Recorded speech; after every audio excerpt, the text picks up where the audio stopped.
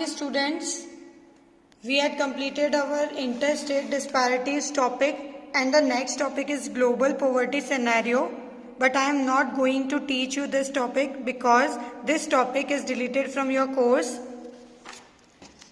So, according to our revised syllabus, our next topic is causes of poverty. Causes of poverty.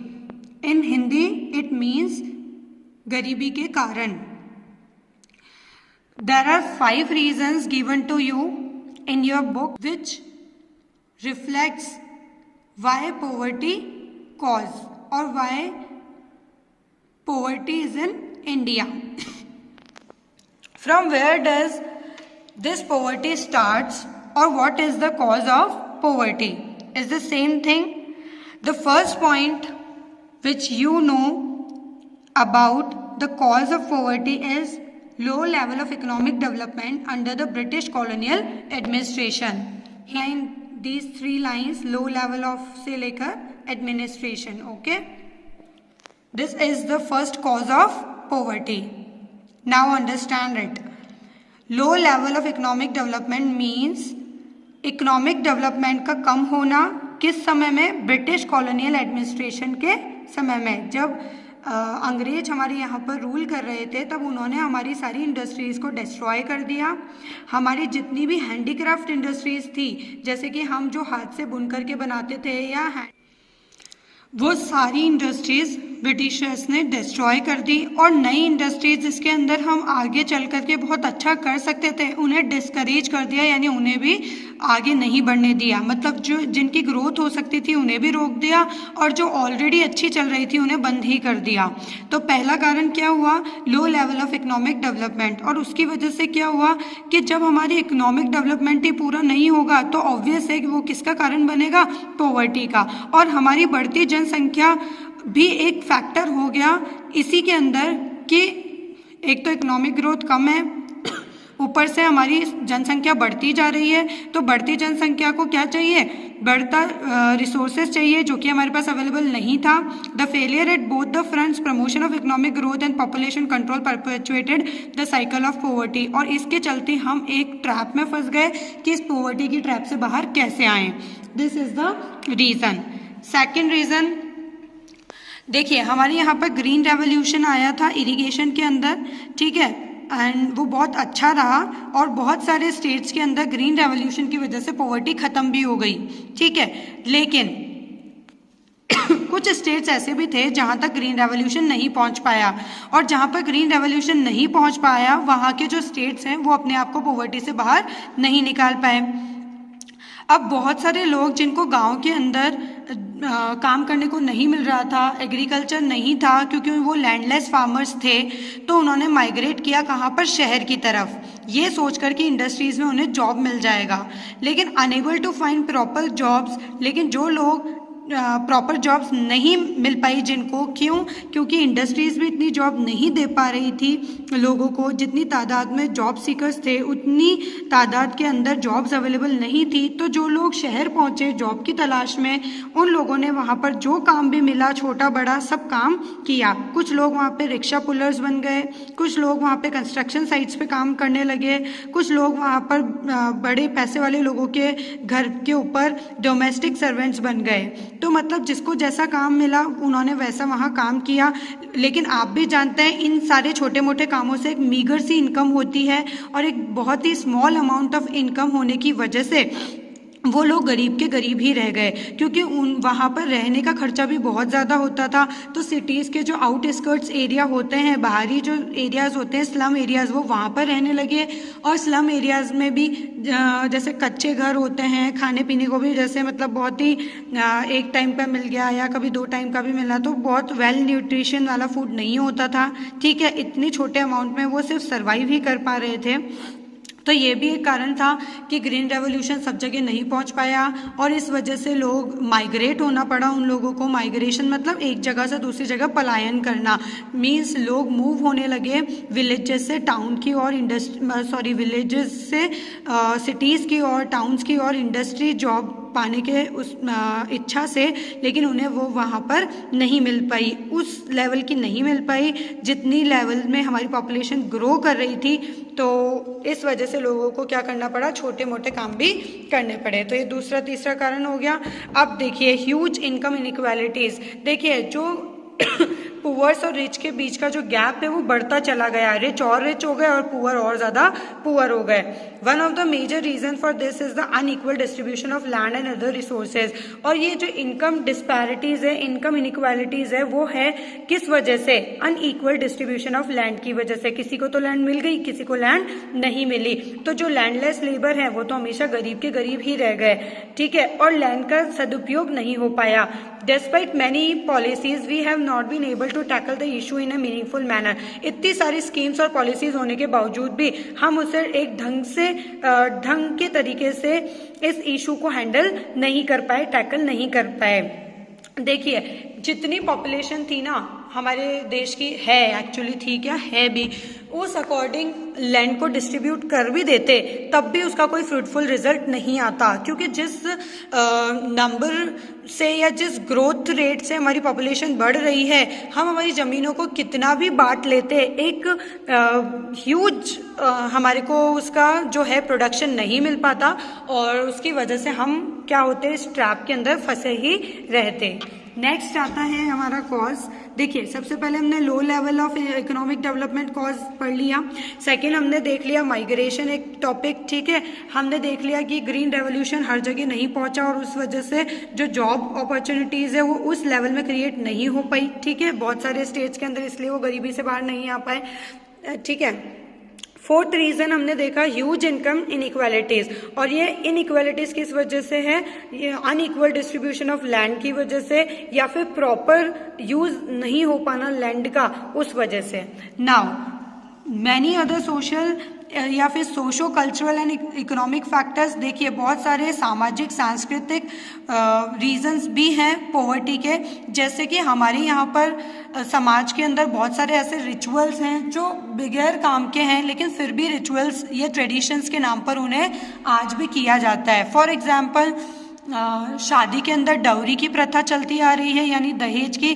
तो एक गरीब जो इतना ज़्यादा गरीब है कि उसको 2 वक्त की रोटी भी पूरी नहीं मिल पा रही, वो अपनी बेटी की शादी के लिए दहेज इकट्ठा करता है, और कई बार जब वो दहेज नहीं कर पाता इकट्ठा तो वो लोन लेता है ज़मींदारों से, और उस लोन को वो ज़िंदगी भर चुकाता रहता है। देने वाले होते हैं वो इस चीज़ का इतना ज़्यादा फ़ायदा उठाते हैं कि सामने वाले को बहुत ज़्यादा हाई इंटरेस्ट रेट चार्ज कर देते हैं, या फिर उनसे ऐसे कॉन्ट्रैक्ट साइन करवा लेते हैं कि ताउम्र आप हमारे खेत में बिना पैसों के काम करोगे, और ऐसे कई सारे जो हैं अनरीजनेबल कॉन्ट्रैक्ट्स बनाए जाते हैं, ठीक है।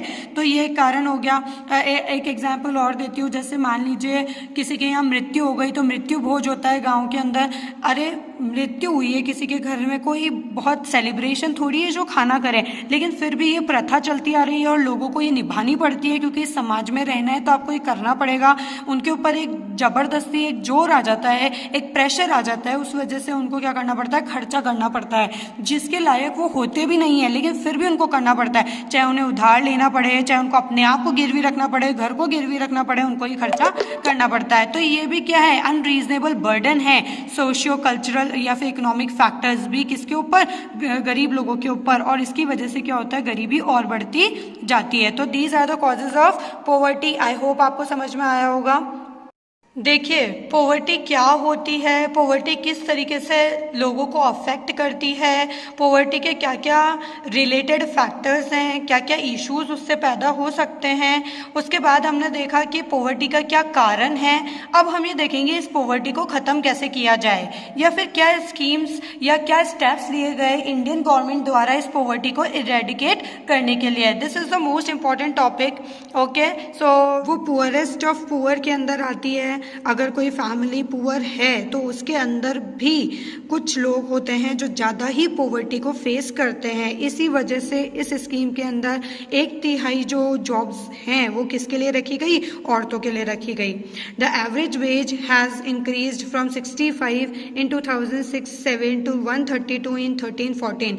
जो वेजेस हैं वो भी बढ़ाई गई समय के साथ, जैसे जैसे महंगाई और जैसे जैसे प्रगति करता गया देश, उस अकॉर्डिंग वेजेस को भी बढ़ाया गया, 65 से 132 किया गया 13-14 के अंदर। Recently in March 2018 the wage rate for unskilled manual workers have been revised, और इसी तरीके से 2018 के अंदर भी अनस्किल्ड मैनुअल वर्कर्स जो थे, अनस्किल्ड मैनुअल वर्कर्स मतलब जो हाथों से काम करते हैं और उतने स्किल्ड नहीं है, उनके पास स्किल्स नहीं है, उनके लिए भी क्या की गई, वेज को रिवाइज्ड की गई। State wise the range of wage rate for different states and union territories lies in between 281 per day for the workers in Haryana to 168 per day for the workers of Bihar and Jharkhand. According to the states मतलब राज्य के according, प्रांतों के according wages जो है per day वो तय की गई और उन्हें रिवाइज किया जाता है समय के साथ।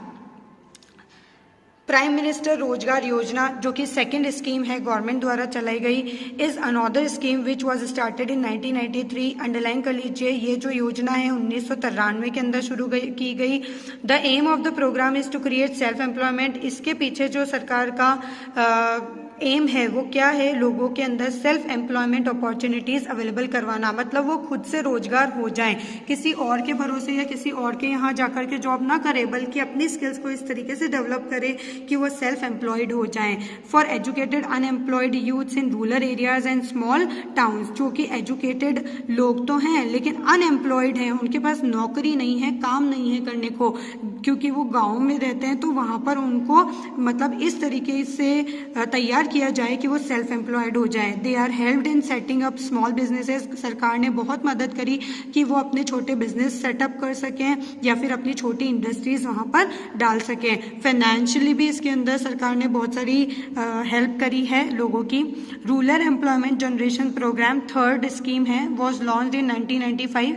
The aim of the programme is to create self employment opportunities in rural areas and small town. Madam इसमें और उसमें क्या फ़र्क है जो अभी हमने पहले पढ़ी थी, ये क्वेश्चन आपके दिमाग में होगा।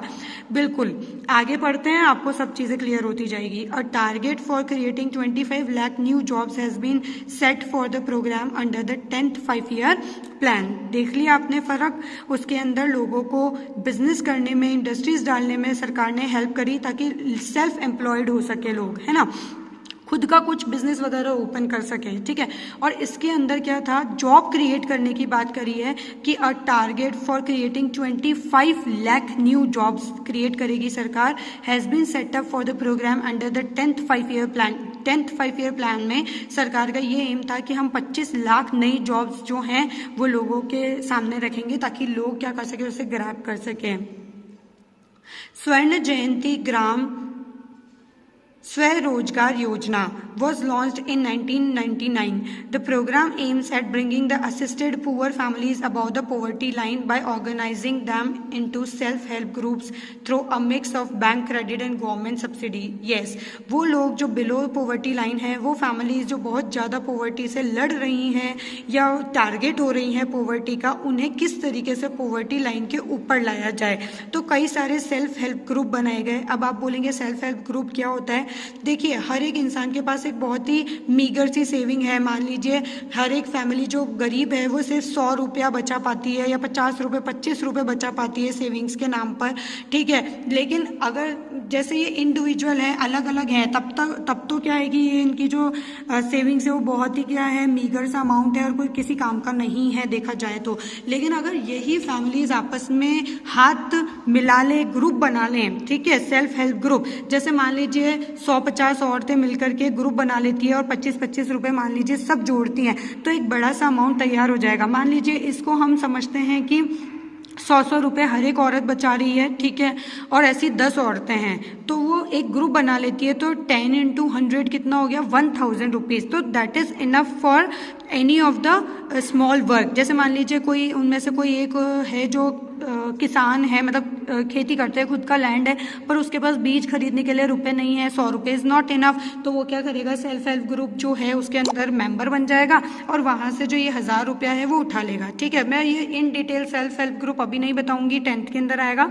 एक आइडिया मैंने आपको दे दिया है कि लोग क्या करते हैं, ग्रुप बना लेते हैं। और बैंक जो है वो सेल्फ हेल्प ग्रुप को क्रेडिट इजीली अवेलेबल करवा देता है, क्योंकि एक इंसान हो सकता है कि लोन नहीं चुका पाए, लेकिन 10 इंसान मिलके तो लोन चुका ही सकते हैं, तो उनकी गारंटी ज़्यादा होती है, ठीक है। इस तरीके से bringing the assisted poor families about the poverty line by organising them into self help groups through a mix of bank credit and government subsidy. Government भी इनको छूट देती है, सब्सिडी देती है, इनको कम दामों पर चीज़ें अवेलेबल करवाती है। अंडर द प्रधानमंत्री ग्राम उदय योजना launched in 2000, additional central assistance is given to states for basic services such as primary health। देखिए, according to PMGY scheme central assistance भी प्रोवाइड करती है, मतलब सेंट्रल गवर्नमेंट भी असिस्टेंस प्रोवाइड करेगी स्टेट्स को, किसके लिए? Primary health, primary education, rural shelters के लिए। यानी जो बेसिक हेल्थ या बेसिक जो एजुकेशन होती है वो गाँव में जो शेल्टर यानी गाँव में जो घर होते हैं उसके लिए, रूरल ड्रिंकिंग यानी वाटर या इलेक्ट्रिफिकेशन के लिए जो सेंट्रल गवर्नमेंट है वो भी हेल्प प्रोवाइड करेगी अपनी उन स्टेट्स को जहाँ पर ये ज़्यादा समस्या है। स्टेट तो अपना जो भी बजट है उसमें से काम कर ही रही है, उसके सिवा सेंट्रल गवर्नमेंट भी अपना असिस्टेंस प्रोवाइड करेगी। Another important schemes is Antyodaya अन्न योजना, about which you will be reading more in the next chapter, जिसके बारे में आप नेक्स्ट चैप्टर में ज़्यादा अच्छे से पढ़ेंगे। तो इस तरीके से आपने पढ़ लिया कि क्या क्या स्कीम्स चलाई गई और एट दी एंड क्या रिजल्ट रहा वो देखते हैं। The result of these programmes have been mixed. One of the major reason for less effectiveness in the lack of proper implementation and right targeting. देखिए, वैसे तो जो इसका रिजल्ट है ऑब्वियस है कि पॉजिटिव आना चाहिए, लेकिन ये कह रहा है कि मिक्स्ड सा रिजल्ट रहा। और उसका कारण क्या है? One of the major reason, इसका कारण क्या रहा, क्यों इतना पॉजिटिवली नहीं आ पाया? क्योंकि इसका जो एग्जीक्यूशन है वो प्रॉपर नहीं आ पाया। For less effectiveness in the lack of the proper implementation, इसका जो इम्प्लीमेंटेशन है वो ढंग से नहीं हो पाया और जो टारगेटेड ग्रुप्स हैं वो सही तरीके से टारगेट नहीं हो पाए। मोर ओवर इसके ऊपर there has been a lot of overlapping of schemes का ओवरलैप हो जाना। Despite good intentions the benefits of these schemes are not fully reach to the deserving poors. देखिए, सरकार तो बहुत पैसा ऊपर से दे देती है कि इतना लाख रुपया जो है वो पुअर टारगेटेड पीपल्स तक पहुंचना चाहिए, पर नीचे आते आते वो बहुत ही कम हो जाता है। क्यों? Corruption, due to corruption. देखिए, ऊपर से मान लीजिए 2 करोड़ रुपए जो हैं वो पास हुए हैं पुअर पीपल्स के लिए, लेकिन वो नीचे आते आते कितने हो जाते हैं? पुअर्स तक पहुंचते पहुंचते 2 लाख ही रह जाते हैं। Therefore the major emphasis in recent years in on proper monitoring of the poverty elevation programme. देखिए, इसीलिए ज़्यादा एम्फेसिस गवर्नमेंट को ज़्यादा जोर किस पे देना चाहिए, ये देखने में कि क्या प्रॉपर तरीके से उनकी मॉनिटरिंग करें। जो भी पॉवर्टी एलिवेशन प्रोग्राम उन्होंने चलाए हैं उनकी प्रॉपर मॉनिटरिंग होनी चाहिए कि जितना पैसा ऊपर से भेजा गया है, जिस काम के लिए, जिन टारगेटेड पीपल्स के लिए भेजा गया है, क्या उन तक पहुंच रहा है या नहीं, या किस अमाउंट में पहुंच रहा है, और क्या लोग उससे बेनिफिट मिल भी पा रहा है लोगों को कि नहीं मिल पा रहा है। ठीक है, आज हम इतना ही पढ़ेंगे। Thank you. Anti-poverty measures. Removal of poverty has been one of the major objective of Indian development strategy. The current anti-poverty strategy of the government is based broadly on 2 planks. देखिए, पॉवर्टी को हटाना सबसे बड़ा उद्देश्य है भारतीय सरकार का, और भारतीय जो भी हमारी नीति चल रही है उसका, जो भी स्ट्रैटेजीज बनाई जा रही है सरकार द्वारा, उसके पीछे सबसे मेन ऑब्जेक्टिव क्या चल रहा है? इरेडिकेट करना पॉवर्टी को, यानी हटाना, रिमूव करना। ठीक है, तो उसके लिए गवर्नमेंट ने 2 तरीके से जो है इसके बारे में प्लानिंग की है या प्लान्स बनाए हैं। उसमें से फर्स्ट है promotion of economic growth. One of them is promotion of economic growth. तो ये क्या है, इसके बारे में पढ़ेंगे हम। टारगेटेड एंटी पॉवर्टी प्रोग्राम दूसरा है। ठीक है, तो पहले हम फर्स्ट वाले को समझते हैं, प्रमोशन ऑफ इकोनॉमिक ग्रोथ। सरकार कहती है कि अगर हम इकोनॉमिकली ग्रो करेंगे तो it will be more and more fruitful for the people of India. It means अगर हमारी इकोनॉमिक ग्रोथ करेगी तो अपने आप हमारे यहाँ से पॉवर्टी खत्म हो जाएगी। देखिए किस तरीके से, over a period of 30 years lasting up to the early 80s there were little per capita income growth and not much reduction in poverty. देखिए, हमने ये देखा बहुत सालों पहले, period of 30 years lasting up to the early 80s, मतलब early 80s के 30 years तक हम ये देखते चले आए कि जैसे ही हमारी जो पर कैपिटा इनकम या इनकम ग्रोथ है वो कम ग्रो कर रही है, इस वजह से हमारी जो पॉवर्टी है वो भी बहुत ही धीमी गति से रिड्यूस हो रही है या फिर ना के बराबर हो रही है। आप कह सकते हैं कि 1980s तक हमारे यहाँ पे कोई खास मतलब ग्रोथ नहीं थी। किसके अंदर? ग्रोथ रेट में, हमारी जो इकोनॉमिक ग्रोथ रेट है उसके अंदर कोई खास फर्क नहीं था। देखिए यहाँ पर दिया हुआ है, तो इस वजह से जो पॉवर्टी रेट है वो भी क्या है, बहुत ही कम गति से, बहुत कम ही स्पीड से जो है कम हो रही थी। ठीक है, 1980s और 1990s की आपको यहाँ पर दी गई है कि 6% during the growth rate jumped from the average of about 3.5% a year in the year 1970 to about 6% during the 1980s and 1990s। देखिए जो हमारी ग्रोथ रेट है एकदम से जंप कर गई 3.5 से 6% 1980s 1990s तक। ठीक है, ईयर में। अब मेरी बात सुनिए, ये ऐसे कहना चाह रहा है कि 1980s के बाद से जो है हमारी इकोनॉमिक ग्रोथ जो है वो अच्छी होने लगी और उस वजह से हमारा पॉवर्टी लेवल जो है वो बहुत ही स्पीडी तरीके से कम होने लगा। वर्ल्ड में सबसे ज़्यादा स्पीडी ग्रोथ रेट अगर किसी की अभी है तो वो इंडिया की है, इकोनॉमिक ग्रोथ रेट। ठीक है, economic growth widens opportunities and provide the resource needed to invest in human development. Economic growth से क्या होता है, अपॉर्चुनिटीज बढ़ती है और वो रिसोर्सेज प्रोवाइड करवाती है ताकि ह्यूमन डेवलपमेंट हो सके और हम ह्यूमन के अंदर इन्वेस्ट कर सके।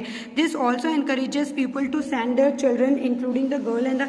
देखिए जैसे इकोनॉमिक ग्रोथ करेगी तो स्कूल वगैरह बनेगा, लोगों की जैसे इकोनॉमिक ग्रोथ होगी तो लोग अपने लड़का या लड़की दोनों में से किसी को भी पढ़ने के लिए भेजेंगे। बट ऑफकोर्स जब कोई भी ह्यूमन पे इन्वेस्ट करते हैं, चाहे उन्हें पढ़ाएं, चाहे उन्हें स्किल्स प्रोवाइड कराएं, चाहे उनकी हेल्थ इश्यूज़ को हम बहुत सीरियसली लेकर के क्योर करें, बेटर हेल्थ फैसिलिटीज़ दें, मतलब ओवरऑल ह्यूमन इन्वेस्टमेंट अगर ह्यूमन में हम इन्वेस्ट करते हैं तो वो क्या करता है, आगे चल के हमारी इकोनॉमी के अंदर कंट्रीब्यूट करता है और अपनी इकोनॉमी को क्या करता है, बढ़ाता है। ठीक है, तो वो क्या होगा, अपनी इकोनॉमी को एट द एंड बढ़ाएगा। However the poor may not be able to take direct advantage. हाँ, लेकिन कुछ सेक्शंस हैं, बैकवर्ड सेक्शंस, जिनके ऊपर डायरेक्टली कोई इफेक्ट नहीं हुआ इकोनॉमिक डेवलपमेंट का। मींस विलेजेस के अंदर इकोनॉमिक डेवलपमेंट का ऐसा कोई आपको पॉजिटिव इफेक्ट देखने को नहीं मिला। तो वो जो कुछ जनता है जो पीछे रह गई या फिर जिनको डायरेक्टली एडवांटेज नहीं मिला, अपॉर्चुनिटीज नहीं मिली इकोनॉमिक ग्रोथ की, तो उसके लिए सरकार ने क्या सोचा, सेकेंड वाला पॉइंट, जो सेकेंड स्टेप उन्होंने लिया है टारगेटेड एंटी पॉवर्टी प्रोग्राम्स, वो उसी टारगेटेड पॉपुलेशन के लिए लिया है। कैसे?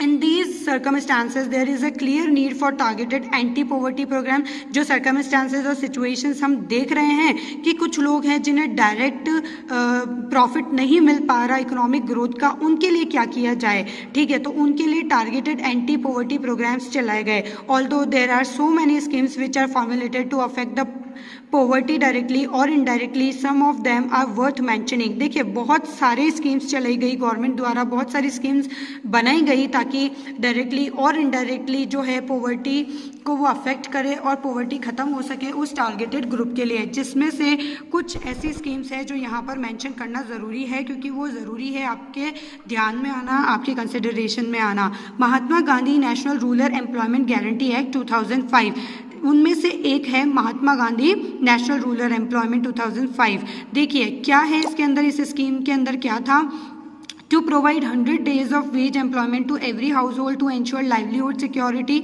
इसके अंदर ऐसा था कि 100 दिन तक वेज एम्प्लॉयमेंट दिया जाएगा, मतलब गाँव के अंदर जो लोग हैं वो अपना सर्वाइवल कर सकें, अपने आप की जीविका चला सकें, इसलिए सरकार ने 100 days ऑफ वेज एम्प्लॉयमेंट दिया to every household to ensure livelihood security in rural areas. It also aimed at sustainable development to address the cause of drought, deforestation and soil erosion. इतना ही नहीं, इन्होंने अपने target के अंदर या फिर अपने एम्स के अंदर सस्टेनेबल डेवलपमेंट को भी बहुत ज़्यादा सपोर्ट किया ताकि वहाँ पर सूखा या फिर डिफॉरेस्टेशन यानी पेड़ों को काटना या सॉइल इरोजन जैसी प्रॉब्लम्स ना हो। देखिए पहला पॉइंट, आप अगर Mahatma Gandhi rural national rural employment guarantee act 2005 का पहला पॉइंट अगर आप जानना चाहते हैं तो उसके अंदर आप लिखिए to provide 100 days of wage employment to every house hold.